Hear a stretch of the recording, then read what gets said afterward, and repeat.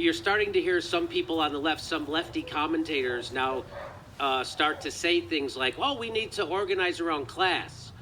What they don't realize is who that includes. That just doesn't mean working people who vote Democrat. So when you're going to organize on class, that means across political spectrum. That means you're going to organize people who are conservative or right-wing or Republican, if you're going to organize along class. So when the populist left starts to work with the populist right, when it's us, the 99% against them, that scares the shit out of them. In 2016, the left scared the shit out of neoliberals when Bernie almost beat the invincible Clinton machine. He almost won. Had the DNC not cheated in documents revealed by WikiLeaks, which is why Julian Assange is now in prison, he would have beaten Hillary Clinton, right? An old Brooklyn Jew who wasn't even a Democrat, who calls himself a socialist, would have taken down the Clinton machine, because in the 2008 financial crisis and afterwards, huge numbers of people are identifying as socialists because their towns are boarded up. They have nothing but opioids and, shitty jobs at Amazon and Walmart at the best. They get out of college or even a master's degree with $150,000 in debt and can only get a job for $13 an hour. They have no future. So, of course, they're starting to identify in the most capitalist and richest country in the world as socialists. So the neoliberals are thinking, holy shit, we better do something to co-opt the left and get rid of this left-wing movement. So Bernie starts doing well. And one of the first things that starts happening is that the Clinton campaign starts dusting off the language of campus intersectionality to go after the Sanders movement, which I thought was fascinating because I had watched Hillary do exactly the opposite in 2008 when Barack Obama was the candidate. She was basically trying to run as George Wallace in places like Pennsylvania. Now they figured, because this is how they're wired, that, well, let's just go for whatever cynically will get us through the night. Bernie is vulnerable.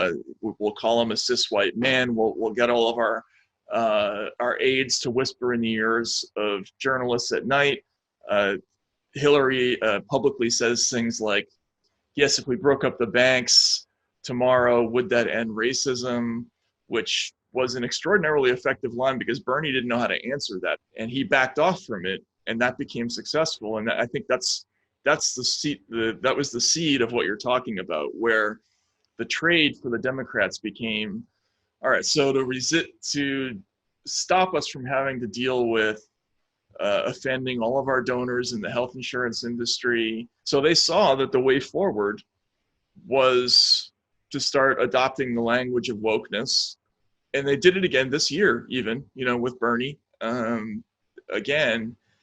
But I think you're right. I think what they're going to end up doing is, rather than go forward with Medicare for all or any other kind of serious structural reform, it troubles me that we don't see that in the press very much when they're talking about what the Democrats are doing with this language.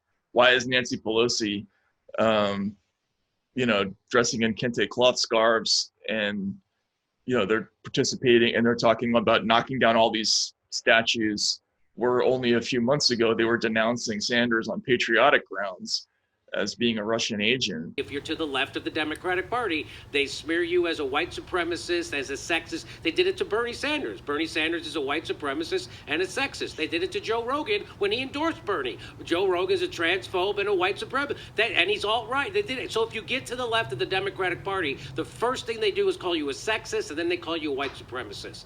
One of the things I'm really hoping for is that we can finally get out of enough people believing that the way to understand Washington is Democrat versus Republican, and that you side with one team and believe they're on your side and defending your interest, and the other team is your enemy. It is not true. There is a ruling class elite that is extremely comfortable with the establishment wings of both parties. They love Nancy Pelosi and Chuck Schumer every bit as much as they love Mitch McConnell and Mitt Romney and Marco Rubio and Paul Ryan. Those are the people who they fund equally because those are the people who serve their agenda. Then there's a whole other huge group of people at whose expense they rule, and some of them consider themselves on the left and some consider themselves on the right, and it's time to break down those barriers. They're trying to stir up your hatred for the Trumpians again. That's all this is.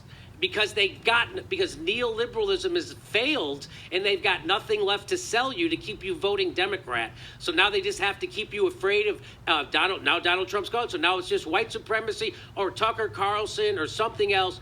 That's what now it's you. It's guys like you and videographers at Antifa rallies.